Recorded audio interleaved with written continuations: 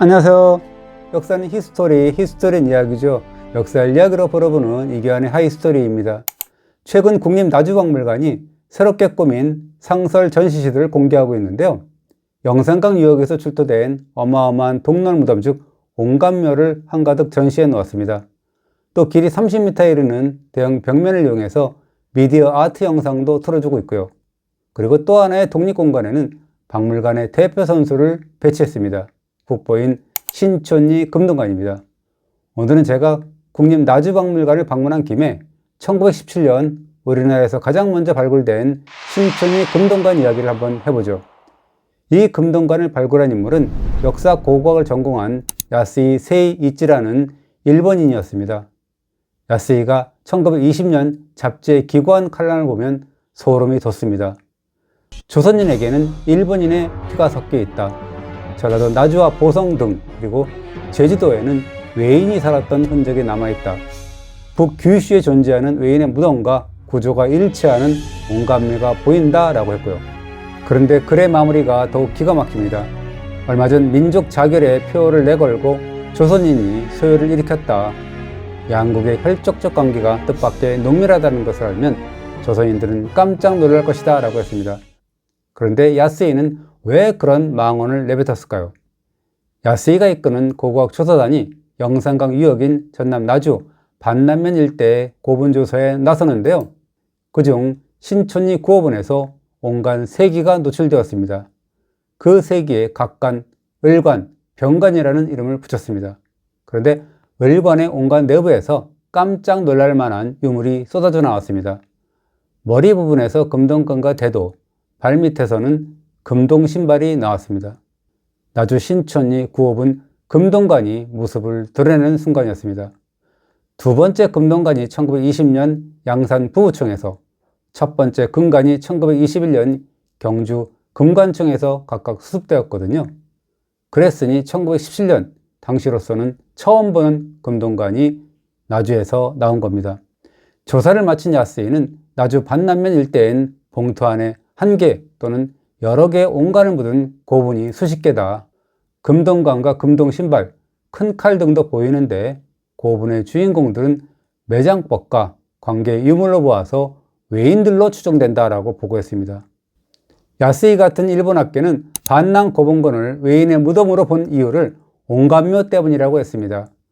높은 봉분을 쌓고 얕은 곳에 온간 즉 동로를 매장한 것 등이 북규슈와 닮았다는 점 때문이었죠. 그러나 문헌으로도 고고학 자료로도 이것은 터무니없는 주장입니다. 삼국지 위서 동의전 외인조는 외는 구야국 즉 금강가에서도 바다 건너 1000리 이상씩 떨어져 있다라고 분명히 기록했거든요. 고고학 자료도 마찬가지입니다. 온감묘는 외의 전유물이 아닙니다. 1963년 기원 전후의 생활유적인 광주 신창동에서 유아 소아의 무덤인 온감묘가 53개나 확인됐습니다. 무엇보다도 3세기 무렵부터 영산강 유역 같은 전라도 지역에서는 다른 곳에서는 볼 수 없는 독특한 온감묘가 등장합니다. 이전까지는 어린아이나 평민의 무덤으로 쓰였던 온감묘가 지역 수장의 무덤으로 발전한 겁니다. 매장 전용의 대형 항아리가 제작됐는데요. 나주 보감리 온감묘 중에는 284cm에 이르는 것도 있습니다. 나주 화정리 마산고분에서는 3m가 넘는 온감묘도 확인되었습니다. 이런 초대형 온감과 너비 30에서 40m의 특대형 고분이 세트를 이루는 수장무덤은 규슈를 물론이거니와 세계적으로도 유래를 찾을 수가 없습니다. 그렇다면 이런 영산강 유역 온감묘 주인공은 과연 누구일까요? 외인설은 이미 철진한 이야기가 됐고요. 요즘에는 각 지역의 색깔이 강조되는 트렌드 속에서 마한론이 그럴듯하게 제기되고 있습니다. 영산강 유역에서는 백제의 전통적인 돌방무덤과는 전혀 다른 문화가 성장했다는 거죠. 그것이 온감묘로 대표되는 마한이라는 겁니다. 마한론자들은 영산강 유역에서 마한은 기원전 3에서 2세기 무렵부터 기원 후 6세기까지 약 800년간 백제와는 전혀 다른 정치체를 유지하면서 존속했다라고 주장합니다. 그러나 여기서 강가에서는 안 될 부분이 있습니다. 마한 기록이 한중일 삼국의 문헌에서 제각각이다 라는 겁니다. 한국 사료인 삼국사기는 마한은 기원후 1세기에 완전히 멸망했다라고 기록했습니다. 그렇다면 중국 문화는 어떨까요? 진서는 282년 9월 동이 마한 신미제국 사절단이 22여국 대표와 함께 조공을 바쳤다라고 했습니다. 그런데 통전은 진무제 함령년간 즉 275년에서 279년 사이에 마한왕이 내주한 이후에 사마는 백제와 신라에 병탄되었다라고 기록했습니다. 그리고 일본 측 자료인 일본서기는 마한의 맞자도 언급하지 않았습니다. 다만 일본서기 신공기에 369년 외가 친미다래를 없애고 백제에 주었다. 근처고왕과 왕자 기수가 군사를 이끌고 맞았다 라고 했습니다. 그런데 이 기사의 주어를 외가 아니라 백제로 해석하는 것이 보통입니다. 백제 근처고왕 부자가 369년 전남 지역인 친미다래를 원정해서 마한의 잔전 세력을 토벌했다라는 이야기가 되는 거죠. 그렇다면 결국 마한은 아무리 늦어도 4세기 중후반이면 백제의 영역에 편입된 것으로 봐야 합니다. 그런데 이때는 백제의 리지 시절인 근처고왕 제위 시절이죠. 유명한 칠지도는 369년에서 372년 사이에 백제가 외왕에게 하사한 것으로 해석됩니다. 이런 칠지도의 하사와 같은 문물의 교류는 영산강 유역을 차지하지 않고서는 쉽지 않은 일입니다. 그렇다면 백제는 옛 마한 땅을 어떻게 통치했을까요? 마한은 원래 54개 소국으로 이루어진 연맹체였죠. 마한을 병합한 백제 역시도 직접 통치 대신에 그 지역의 토착 세력에게 통치를 맡기는 방식을 취했을 겁니다. 이것이 간접 통치죠.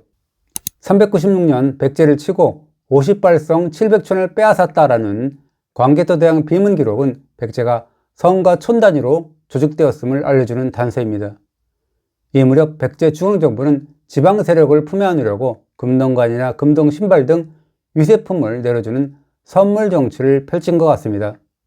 충남 공주 수천리와 서산 부장리, 그리고 전북 고창 봉덕리와 익산 익점리, 그리고 전남 고흥의 길들이와 나주 정촌 및 보감리 등에서 금동관이나 금동신발과 같은 귀중품이 출토되거든요.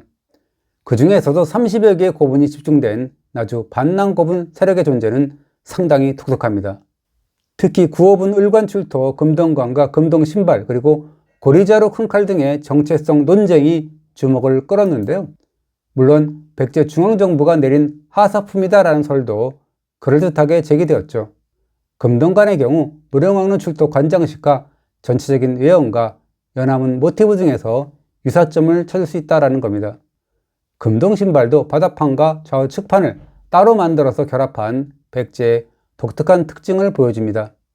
그러나 영산강 세력이 백제와 대가야 양식을 섞어서 현지에서 제작한 제품이다라는 견해도 만만치 않습니다.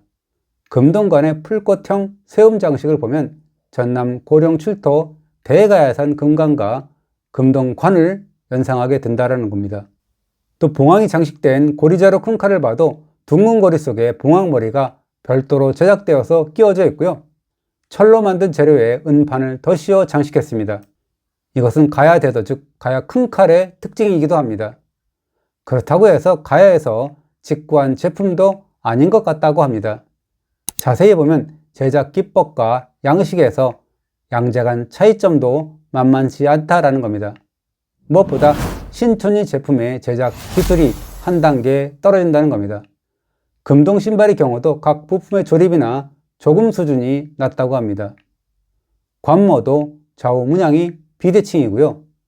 폭을 넓히려고 해체한 후에 다시 조립한 것 같다고 합니다. 왜 그런지 금동관을 보면 그 이유를 알 것 같습니다. 좌우 세움 장식을 조금씩 옮겨서 새롭게 붙인 흔적이 보이죠. 주인공의 머리가 커져서 세움 장식을 다시 조정했던 것 같습니다. 그리고 금동관의 관태가 뒷부분까지 완전히 돌아가지 않는데요. 양 끝단에 붙인 띠로 머리 뒤쪽에서 묶었겠죠. 결론적으로 말하면 신촌이 구호분 을관의 금동관과 금동신발, 그리고 고리자루 큰 칼 등은 현지 기술자가 백제와 대가야 제품을 모델로 삼아서 현지 기술로 제작한 것이다 라고 할 수 있습니다. 그렇다면 신촌이 구호분 세력은 백제와는 완전히 다른 독립적인 정치체, 즉 이를테면 마한이었을까요? 그러나 그렇다고 단정할 수는 없습니다. 여기서 476년 탐나국이 토산물을 바치자 백제 문주왕이 기뻐해서 탐나사신에게 은솔에 관직을 내렸다라는 삼국사기 기사가 눈길을 끕니다. 476년이면 백제가 한성함락 그리고 옹진철도라는 격동의 시기를 겪은 직후죠. 백제의 국력은 실추될 대로 실추된 때였고요. 그럴 때 머나먼 곳에서 탐나사신이 찾아왔으니까 얼마나 기뻤겠습니까? 탐나사신의 방문은 백제의 간접지배가 여전히 유효했다는 것을 증거해 줍니다. 물론 반대일 수도 있습니다. 탐나는 이 시점에서 백제와 주정관계를 유지할 필요가 있는지 없는지 탐지하려고 사신을 파견했을 수도 있습니다. 신천지 고분 등 영산강 유역의 반남 고분 세력도 그 무렵 홀로서기를 암중무색했을 가능성이 충분합니다. 백제의 지방 통제력이 약화되었을 그 틈에 신천지 구호분 주인공이 백제와 대가야를 섞은 현지산 제품으로 치장했을 수도 있는 거죠. 그러나 그뿐이었습니다. 삼국사기는 498년 탐나가 곡물과 세금을 바치지 않자 동성왕이 직접 군대를 이끌고 모진주에 이르렀고 탐나가 급히 사신을 보내서 사죄하자 회군했다라고 기록했습니다. 겨우 국력을 추스린 백제가 다시 영산강 유역에 눈길을 돌렸고요. 그러자 백제의 국력 악화 때 홀로서기를 꾀하던 신천지와 같은 반남 세력이 다시 주저앉았다라는 겁니다. 또 무진주까지 남진한 동성왕이 탐나의 사죄만 받아내고 돌아감으로써 간접 지배 방식을 유지했다라는 이야기도 됩니다. 이후 중흥을 이룬 무령왕 시대의 백제는 다시 강국이 되었음을 선언합니다. 이때 백제는 475년 이후 눈치를 보며 홀로서기를 꾀한 반남 세력을 버리고 새로운 세력과 손을 잡게 되죠. 영산강 유역의 중심 세력이 나주 반남면에서 나주 다시면 보감리와 세지면 송지리 쪽으로 바뀌거든요.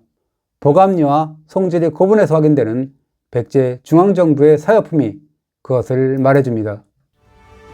어떻습니까? 신천지 구호분의 주인공은 1917년 발견 당시 외인으로 여겨졌고 어느 순간부터는 또 마한인으로 특정되기도 했습니다. 그러나 백제의 손바닥에서 벗어나지 못한 백제의 지방 세력일 가능성이 지금으로서는 더 크다고 할 수 있습니다. 지금 허남에서는 거센 마한바람이 불고 있습니다. 그런데 어느 연구자가 묻더라고요.